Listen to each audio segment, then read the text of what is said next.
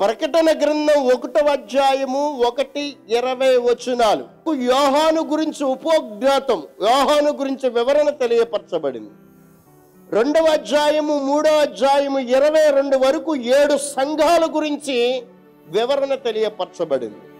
4వ అధ్యాయము 5వ అధ్యాయము 4వ వరకు పరలోక దర్శనము గురించి తెలియపరచబడింది. 6వ అధ్యాయము 8వ అధ్యాయము 5వ వరకు 7 ముద్రల గురించి తెలియపరచబడింది. 8వ అధ్యాయము 11వ అధ్యాయము 19వ వరకు కూడా 7 బోర్ల గురించి తెలియపరచబడింది. 12వ అధ్యాయము 14వ అధ్యాయం 20వ వరకు యుద్ధములో విజయము గురించి తెలియపరచబడింది.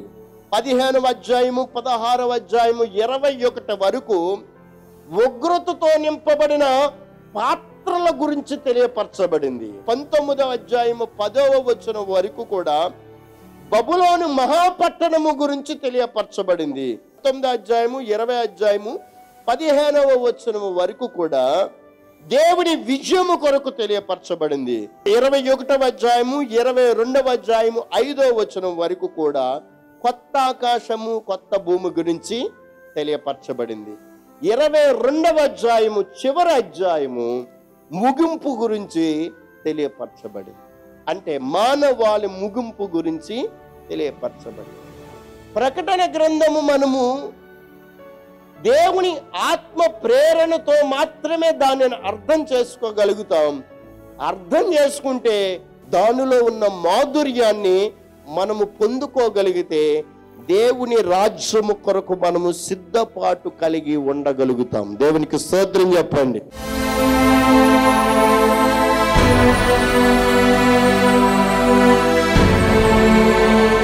యాకోబు యోహాను జెబెదయి కుమారులు వేరు. జెబెదయి కుమారులు, వారి తండ్రి గారు చేపలు పట్టుకునేవాడే. సముద్రములో చేపలు పట్టుకుంటుంటే ఒడ్డున ఆయన వారి తండ్రి గారు యాకోబు యోహాను తండ్రి గారు వలను బాగు చేసుకుంటే యేసు ప్రభు వారు అక్కడికి వచ్చి, నేను మిమ్మల్ని మనుషులు పట్టే జాలరులుగా నేను మారుస్తాను. మత్తయి సువార్త 4:21 ప్రకారము, మార్కు 1:19 ప్రకారము యేసు ప్రభు వారు వారిని మనుషులను పట్టే జాలరులుగా మార్చాడు. దేవునికి స్తోత్రం చెప్పండి. అప్పుడు వారు సువార్తను ప్రకటించడానికి లేదా యేసుతో వెంబడించడానికి తీర్మానం చేసుకున్నారు. యేసు ప్రభు వారి శిష్యులలో ఒక శిష్యుడైన యోహాను గురించి కొద్దిగా మనం ధ్యానించడానికి ఇష్టపడదాం. యోహాను సహజ మరణము పొందాడు. వృద్ధాప్యము వచ్చిన తర్వాత అందరిలాగానే చనిపోయాడు. సహజ మరణము పొంది ఉన్నాడు. ఒకరోజు ఎఫెసీ పట్టణములో సువార్తను ప్రకటిస్తున్నాడు. ఎఫెసీ పట్టణములో సువార్తను ప్రకటిస్తే ఎఫెసీలో ఉన్న ప్రభుత్వము అతనిని బంధించింది. రోమునకు తీసుకొని వచ్చినప్పుడు ఆ రోజులలో చక్రవర్తి డొమిషియన్ అనే ఒక చక్రవర్తి పరిపాలన చేశాడు. ఈ యోహానుని ఏం చేశాడంటే తల మరుగుచున్న నూనెలో యోహాను దింపేస్తారు. నూనె చుక్క మన శరీరం మీద పడితే ఎలా ఉంటది? భయంకరంగా కాలి బొబ్బర్లు వచ్చేస్తాయి. తల మరుగుచున్న నూనెలో యోహానుని పడేస్తారు. కానీ అతని ప్రాణమునికి అతని శరీరానికి ఏమీ కాలేదు. అనుమతిని ఇవ్వలేదు చనిపోవడానికి. ఈ పద్మసు దీపములో యోహానుని పడవేశారు. యోహానుని పడవేసిన తర్వాత దైవ ప్రత్యక్షత ఇక్కడ నుండే యోహాను కనుగొని ఈ ప్రకటన గ్రంథము రాయడానికి ఒక గొప్ప అవకాశాన్ని యోహానికి ప్రభువారు అందజేశారు. గట్టిగా చప్పట్లు కొట్టి ప్రభునామాన్ని మహిమపరుద్దాం. యోహానికి 7 సంఘములో ఉన్న దర్శనము కనబడుతుంది, లేదా 7 సంఘముల గురించి ప్రకటన గ్రంథములో వ్రాయమని ప్రభువారు తెలియపరిచాడు. ప్రకటన గ్రంథములో ఉన్న 7 సంఘాలు ఆసియా ప్రాంతంలో ఉన్నాయి. మొదటి సంఘము ఎఫెసీ సంఘము, రెండవ సంఘము స్మర్నా సంఘము, మూడవ సంఘము పెర్గము సంఘము, నాలుగవ సంఘము తుయేతర సంఘము, ఐదవ సంఘము సార్దీస్ సంఘము, ఆరవ సంఘము ఫిల్దోపియా సంఘము, ఏడవ సంఘము లవదోకియా సంఘము. 7 సంఘాలు. ఈ 7 సంఘాల గురించి యోహాను భక్తుడు దేవుడు చూపించిన దానిని ఈ ప్రకటన గ్రంథంలో తెలియపరిచాడు. నేను ఒక్కొక్క సంఘము గురించి తెలియపరుస్తాను. ఈ సంఘానికి యేసు ప్రభువారు మధ్యాకాశానికి రావడానికి దగ్గర సంబంధం ఉంది. మొదటి సంఘములో మనము ధ్యానిస్తూ ఉంటే ఎఫెసీ సంఘము. ఈ సంఘ కాలము మనం పరిశీలన చేస్తే క్రీస్తు శకము 70 నుండి 120 సంవత్సరాల కాలములో సంఘాన్ని నడిపించారు. ఈ ఎఫెసీ అనే పట్టణము ఆసియాలో గొప్ప పట్టణముగా ఉంది. ఆసియాకే గొప్ప పట్టణముగా ఉంది. ఎందుకంటే ఇది వ్యాపారానికి గొప్ప కేంద్రం. ఇది వ్యాపారానికి గొప్ప కేంద్రం. ఆసియాలో ఉన్న ఈ ఎఫెసీ పట్టణాన్ని, వ్యాపార కేంద్రాన్ని, ఇది మాయా బజార్ అని కూడా పిలుస్తారు. అంటే వ్యాపారం ఎక్కువగా జరుగుతుంది, అక్కడ మోసం కూడా ఎక్కువగానే జరుగుతుంది. అది వ్యాపార కేంద్రం, చాలా ప్రసిద్ధిగాంచిన కేంద్రముగా ఉంది. అంతేకాదు 7 వింతలలో ఎఫెసీ పట్టణంలో ఒక వింత ఉంది. అదే 100 స్తంభాలు కలిగిన దేవాలయం ఉంది. 100 స్తంభాలు కలిగిన దేవాలయం ఉంది. ఈ సంఘానికి యేసు ప్రభు రాకడికి కూడా చాలా చాలా ఎక్కువ దగ్గర సంబంధం కలిగి ఉండటం ఎంతో ఆశ్చర్యకరమైన విషయం. ఈ సంఘ స్థాపన ఎవరు స్థాపించారు? బాప్తిసం ఇచ్చే యోహాను శిష్యుడైన అపోలో అనే వ్యక్తి ఈ సంఘాన్ని స్థాపించాడు. అపోలో అనే వ్యక్తి ఈ సంఘాన్ని స్థాపించాడు. అపోస్తల కార్యం 18:24 ప్రకారం అపోలో అనే వ్యక్తి ఈ సంఘాన్ని స్థాపించాడు. తర్వాత పౌలు మిలేతు నుండి ఎఫెసుకు వర్తమానాలు రాస్తూ హెచ్చరించుచు వారికి దేవుడు మాటలు అనేకమైన విషయాలు తెలియపరుస్తూ ఎఫెసులో పౌలు గారు 3.5 సంవత్సరాలు సువార్తను ప్రకటించాడు. ప్రకటన చేసి, ఇదిగో నేను వెళ్ళిపోయిన తరువాత ఈ సంఘానికి తోడేళ్ళు, క్రూర మృగాలు వస్తాయి, జాగ్రత్త అని చెప్పి వెళ్ళాడు. ఈ మాట అపోస్తలుల కార్యం 20:29-30 ప్రభువారు తేటగా రాశారు. సరే, ఈ సంఘ వివరణ గురించి మనం కొద్దిగా లోతుకి వెళ్ళి ధ్యానిద్దాం.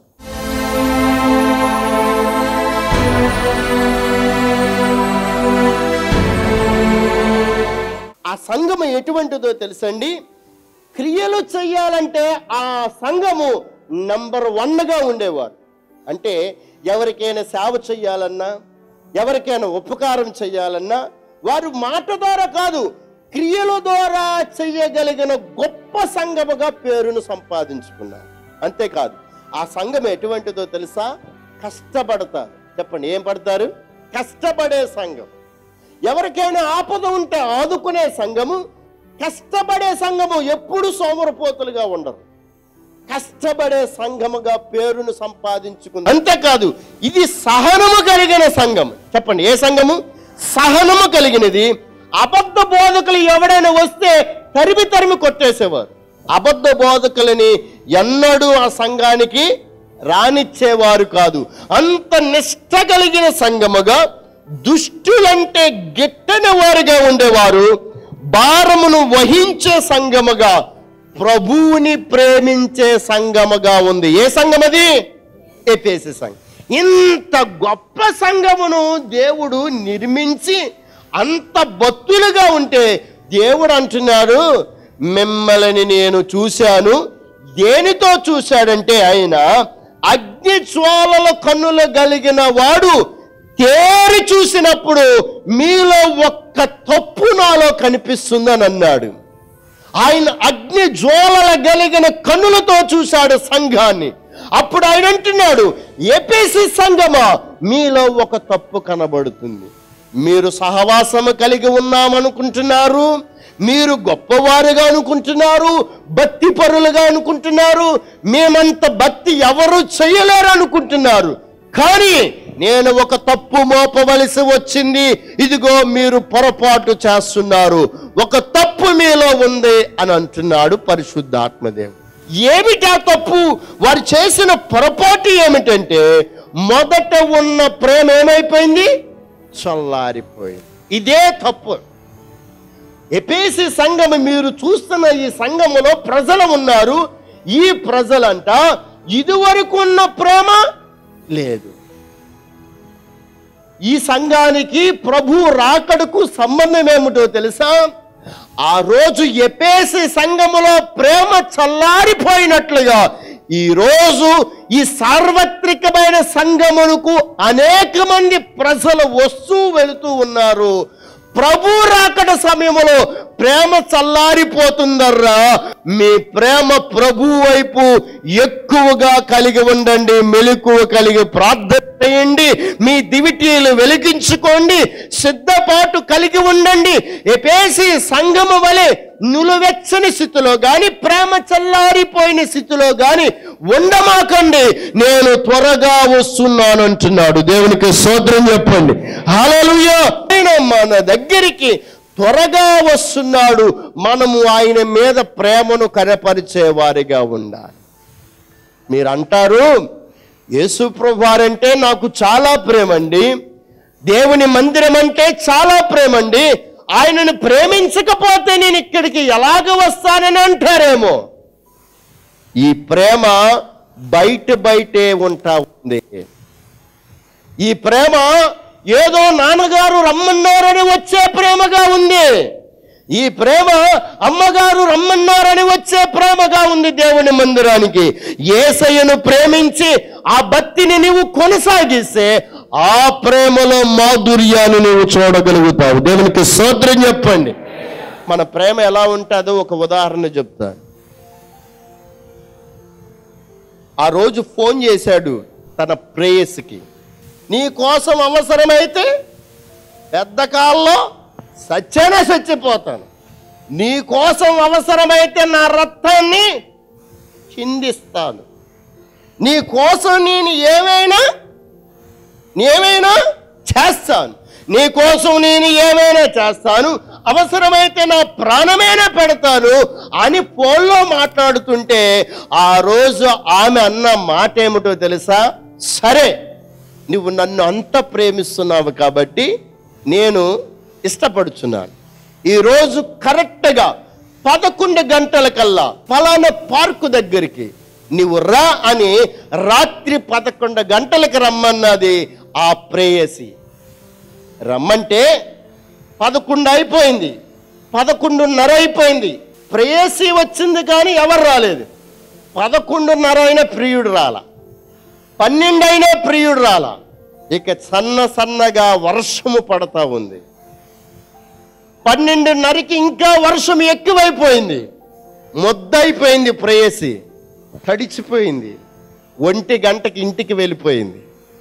తెల్లవారి ఫోన్ చేసింది, ఎరా రాత్రి చచ్చిపోతానన్నావు, ఫోన్లో నా కొరకు రక్తం కాచేస్తానన్నావు, ఎందుకు రాలేదురా అంటే వాడు చెప్పిన సమాధానం ఏమిటో తెలుసా?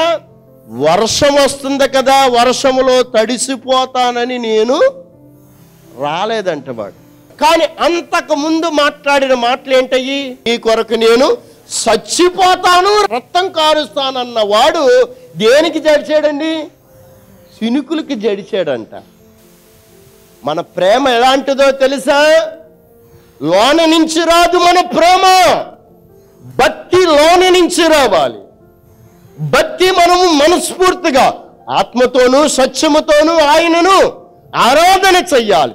ఈరోజు సార్వత్రికమైన సంఘము ఈ భూమి మీద ఎలాగో ఉందో తెలుసా? పరిశుద్ధాత్మ దేవుడు సిద్ధపాటు చేస్తున్న ఈ సంఘం ఎలా ఉందంటే ప్రేమ చల్లారిపోయినట్లుగా ఉంది. ప్రజలలో ప్రేమ చల్లారికపోతే శారీరకమైన విషయాల కొరకు ఆసక్తి చూపిస్తారు. ఈ ప్రియుడు శారీరకమైన విషయాల కొరకు ఆలోచన చేశాడు. ఈ ప్రియుడు లోక ఆకర్షణ వైపు ఆలోచన చేశాడు. ఈ ప్రియుడు శరీరము కొరకు, శరీర ఇచ్చల కొరకు ఆలోచన చేశాడు. అందుకనే చిన్న చిన్న వాటి కొరకు అతడు తన జీవితాన్ని పోగొట్టుకున్నాడు.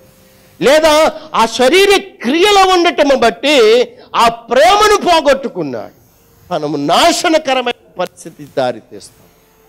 మనము దేవుడి దగ్గర నుంచి ప్రేమను చల్లార్చుకుంటే మనము విడవబడే ఈ గుంపులో ఉండిపోతాము. ఎత్తబడే గుంపులో ఉండాలి. ప్రభువు రాబోతున్నాడు కాబట్టి ప్రేమ చల్లారకుండా ప్రేమను దినదినము ఆధ్యాత్మికమైన విషయంలో ముందుకు నడిపించుకుంటూ వెళ్ళాలి. దేవునికి స్తోత్రం చెప్పండి. ఈరోజు సార్వత్రికమైన సంఘములో ప్రేమ ఏమాత్రము చల్లారకూడదు. ప్రేమను దినదినము మనం ముందుకు నడిపించుకోవాలి. పాపమునకు చోటివ్వకూడదు, పాప క్రియలకు చోటివ్వకూడదు. పక్షవాతము కలిగిన వాడిని చూడండి. అతనిలో పక్షవాతం వచ్చినప్పుడు అతని అవయములో కొన్ని అవయవాలు పనిచేయవు, లేదా ఒక పార్ట్ అంతా కూడా పని చేయకపోతే అతడు మంచం మీదే అతుక్కుపోతాడు, లేదా మంచానికే పరిమితమైపోతాడు. నీవు దేవుడితో సంబంధము లేకుండా ప్రేమను చల్లార్చుకుంటే పక్షవాతము కలిగిన వ్యక్తి వలె, నీవు అవయవములు పనిచేయని వాడి వలె నీ ఆత్మీయ జీవితము క్షీణించిపోతుంది. కాబట్టి సార్వత్రికమైన సంఘములో సిద్ధపాటు కలిగి ఉంటే యేసయ్య వచ్చినప్పుడు నిన్ను తీసుకుని వెళ్ళడానికి అవకాశము కలుగుతుంది. దేవునికి స్తోత్రం. ఆయన రాబోతున్నాడు కాబట్టి ఆయన వచ్చే సమయానికి ప్రేమను మనము చల్లార్చుకోకూడదు. నటన ప్రేమ చెయ్యకూడదు. లోనొకటి బయటొకటి భక్తి చెయ్యకూడదు. ఖచ్చితమైన భక్తి చెయ్యాలి. ఈ సార్వత్రికమైన సంఘముతో మనము ఏకీభవించి సార్వత్రికమైన సంఘంలో ఉండడానికి, ఆయన రాజ్యములో కనబడడానికి మనము సిద్ధపాటు కలిగి ఉంటే ఎఫెసీ సంఘము వలె మనం ఏమాత్రము ప్రేమను చల్లార్చుకోకూడదు. ప్రేమ చల్లారిపోతుంది. ఈ కడవరి దినాల్లోని నా రాజ్యము వస్తుందని ఆయన తేటగా తెలియచేశాడు. కాబట్టి ఆయన రాజ్యము కొరకు మనం ఎదురు చూస్తే ఆ రాజ్యములో నా ప్రభువారు నిశ్చయముగా మనల్ని ఉంచగలుగుతాడు. దేవునికి స్తోత్రం.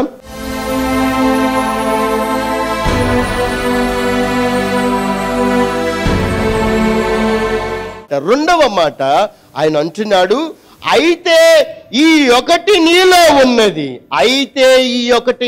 ఉన్నది, కోలాయితులు క్రియలు నీవు ద్వేషించుచున్నావు, నేను కూడా వీటిని ద్వేషించుచున్నాను. 2వ అధ్యాయము 6వ వచనం.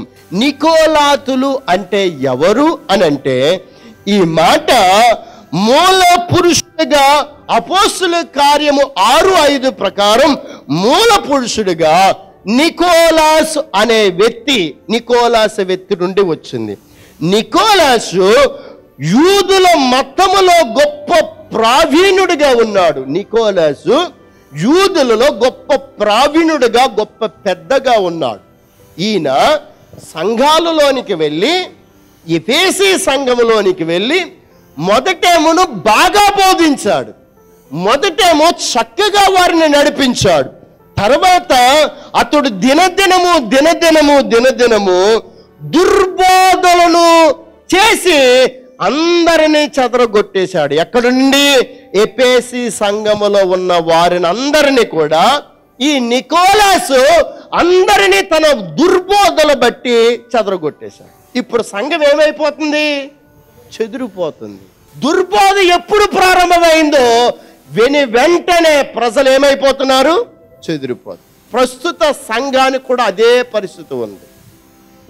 ఏ సంఘములో మీరు జాగ్రత్తగా ఆత్మీకమైన నేత్రములతో చూడండి, దుర్బోధులు అనేక సంఘాల్లో ఉన్నాయి. చెయ్యి వేస్తే పడిపోయే సంఘాలు ప్రజలు మనకు కనిపిస్తా ఉన్నాయి. ఉప్పు అని ఊదితే అనేక మంది పడిపోతా ఉన్నారు. అదిగో దెయ్యం, ఇదిగో దేవుడు, ఇదిగో దేవత అని రకరకాలుగా దుర్బోధలను చేసి ప్రజలను సంఘములో ఆత్మీయమైన దిశలో, సార్వత్రికమైన సంఘములో ఉంచకుండా ఏం చేస్తుందంటే సాతాను ప్రక్కకి చెదరగొట్టేస్తుంది. ఎప్పుడు జరిగింది ఈ సంఘటన? ఎఫెసీ సంఘములో జరిగింది. ఆ సంఘమునకు ఈరోజు ప్రభు రాకడ సమీపంలో జరుగుతుంది. కాబట్టి మీరు చెదిరిపోకూడదు, దుర్బోధల వైపు వెళ్ళకూడదని పరిశుద్ధాత్మ దేవుడు తేటగా మన కొరకు రాశాడు. కనుక మీరు చేయవలసింది ఏమిటంటే దుర్బోధల వైపు వెళ్ళమాకండి. ఖచ్చితంగా అపోస్తుల బోధ ఎవరు చేశారో వారినే నమ్మండి. ఖచ్చితమైన బోధ ఎక్కడ ఉంటుంది, ఖచ్చితంగా పాపముని ఎక్కడ ఖండిస్తారో ఆ వాక్యమునే వినాలి. పాపమును ఖండించకుండా జోగట్టే వారి వాక్యాన్ని వినకూడదు, అది దుర్బోధ. మీరు మాకు స్పాన్సర్ చేయండి, మేము మీకు అన్నీ కూడా ప్రార్థనలు చేసేస్తాం, మీరు మాత్రం మంచం మీద చక్కగా పండుకోండి గురకబెట్టి అన్నవారు దుర్బోధలండి, దుర్బోధలే. వాళ్ళు ప్రార్థన చేయడం ఏంటి, నువ్వు పండుకోవడం ఏంటి? సంఘం ఎలా ఉండాలి? మెలకువ కలిగి ప్రార్థన చేయాలి. కొన్ని సంఘాలు గమనిస్తూ ఉంటే ఆ సంఘాల్లో దుర్బోధలు ప్రజలను తప్పుడు దారిలో నడిపిస్తూ ఉన్నారు. ఒక సంఘమేమో తండ్రిని నమ్మరు, కుమారుని నమ్మరు. ఒక సంఘమేమో పరిశుద్ధాత్మ దేవుడిని నమ్మరు. తండ్రి, కుమార, పరిశుద్ధాత్మ త్రియేక దేవుడు స్పష్టముగా వ్రాయబడింది బైబిల్ గ్రంథం. తండ్రిని కుమారుని నమ్మని వాడు కుమారుడు ద్వారా తండ్రి యొద్దకు ఏమాత్రము చేరలేడు. పరిశుద్ధాత్మ దేవుని నమ్మకపోతే ఈ సార్వత్రికమైన సంఘమును సిద్ధపాటు చేసినప్పుడు కుమారుడికి ఎలాగ అప్పగిస్తాడు?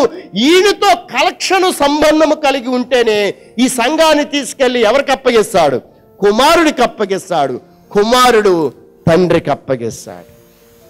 నువ్వు ప్రార్థన చేసినప్పుడు నీకు ప్రార్థన చేత కాకపోతే పరిశుద్ధాత్మ దేవుడు ప్రార్థన అందిస్తాడు. తండ్రి దగ్గరికి వెళ్ళి మాటలు నీకు చేత కాకపోతే కుమారుడు పరిచయం చేస్తాడు నిన్ను తండ్రికి పరిచయం చేస్తాడు. నీకు మాటలు రాకపోతే ఆ మాటలు అందిస్తాడు. ఆ మాటలు అందించి తండ్రికి పరిచయం చేస్తాడు కుమారుడు. నీకు ప్రార్థన చేత కాకపోతే పరిశుద్ధాత్మ దేవుడు ప్రార్థనను నేర్పుతాడు. ఈరోజు దుర్బోధలు ఎలా ఉన్నాయో తెలుసా? మీరు వచ్చేయండి 10,000 తీసుకొని మీ రోగం పోతుంది. మీరు వచ్చి ఆ 10,000 తీసుకొని ప్రార్థన చేస్తే చాలు, నేను మీతో భోజనం చేస్తాను. ఇది ఎఫెసీ సంఘములో లేదా అపోస్తుల బోధలో ఎక్కడా కనిపించలేదండి. ఏమండి, అపోస్తులుడైన పౌలు నా దగ్గరికి డబ్బులు తీసుకొని రమ్మని చెప్పలేదండి పౌలు గారు. పేతురు గారు చెప్పలేదండి. మనము బైబిల్ ప్రకారం వెళ్ళాలి తప్ప, బైబిల్ బోధ ప్రకారం వెళ్ళాలి తప్ప, బైబిల్లో రాసింది దాన్ని ఫాలో అవ్వాలి. మన ఆది అపోస్తులు ఏ పరిచర్య చేశారో ఆ పరిచర్య చేయాలి. మనం అది చేయట్లా. ఇప్పుడు కొత్త లేటెస్ట్ బోధలు వచ్చేసినాయి, రెడీమేడ్ బోధలు వచ్చేసినాయి అండి. వెళ్ళగానే ఏమైపోవాలి? అద్భుతం జరిగిపోవాలి. వెళ్ళగానే అన్ని కార్యాలు జరిగిపోవాలి. వెళ్ళగానే నీ పేరెట్టి పిలిచేవాలి. ఇది సార్వత్రికమైన సంఘమునకు ఉండవలసిన లక్షణాలు కానే కాదు.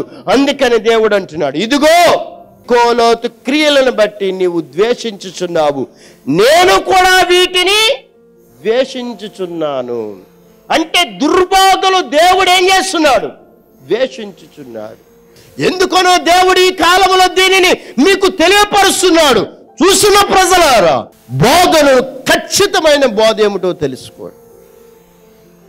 వాక్యము ఎక్కడ ఖచ్చితంగా పాపమును ఒప్పింప చేసి పరిశుద్ధాత్మతో ఏకీభవించినట్లుగా కుమారుడు ద్వారా ఆయన రక్తము ద్వారా పాపములు క్షమించబడేటట్లుగా ఎక్కడ ఒప్పుకోలు ఆ వాక్యం ఉంటుందో ఆ వాక్యమే నమ్మాలి.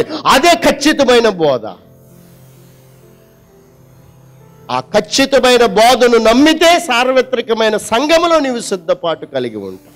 3వ మాట అంటున్నాడు, జయించిన వానికి దేవుడు పరదేశంలో ఉన్న జీవవృక్ష ఫలాన్ని భుజిస్తారు. జయించిన వానికి జీవవృక్ష ఫలము ఎక్కడండి? పరదేశంలో. ఈ లోకములో ఈ సంఘములో జయించాలండి. జయము లేకపోతే మనకు ప్రతిఫలము ఉండదు. పరదేశు అనే మాటకు ఉద్యానవనము అర్థము. చెప్పండి, ఏంటి అర్థము? లేదా శృంగార వనము అని అర్థము, లేదా ఏదేను వనము అర్థం. ఆశీర్వాదకరమైన తోటలో ఆదాము జయము లేని వారిగా ఉండిపోయారు. వారిలో జయము పొందుకోలేకపోయారు. వారి దగ్గర ఉన్న జయము ఎవరు లాక్కున్నారు? అపవాది లాక్కుంది. ఈరోజు సంఘాలలో ఎఫెసీ సంఘము వలె ఇప్పుడు ప్రస్తుత కాల సంఘములు ఎలా ఉన్నాయో తెలుసా? అపవాది జయాన్ని లాగుకుంటుందండి, ప్రజలు జయాన్ని. ఈరోజు అనేక మంది సాతాను వైపు ఆకర్షితులైపోతున్నారు, బద్ద చేస్తున్నారు, మందిరానికి వస్తున్నారు. కానీ వారు జయము ఏమాత్రము జీవవృక్ష ఫలము పొందుకోవడానికి ఆశ పడకుండా సోమవారం నుంచి శనివారం వరకు కూడా సాతాను చేతిలో ఉన్నవారు ఒకవేళ ఉన్నారేమో, నా యేసయ్య అంటున్నాడు, మీరు జయము పొందితేనే గాని మీకు పరదేశంలో ఏమి పొందుకోలేరు? జీవవృక్ష ఫలమును పొందుకోలేరు. పరదేశ్ అంటే ఏదేను తోట కూడా అర్థము.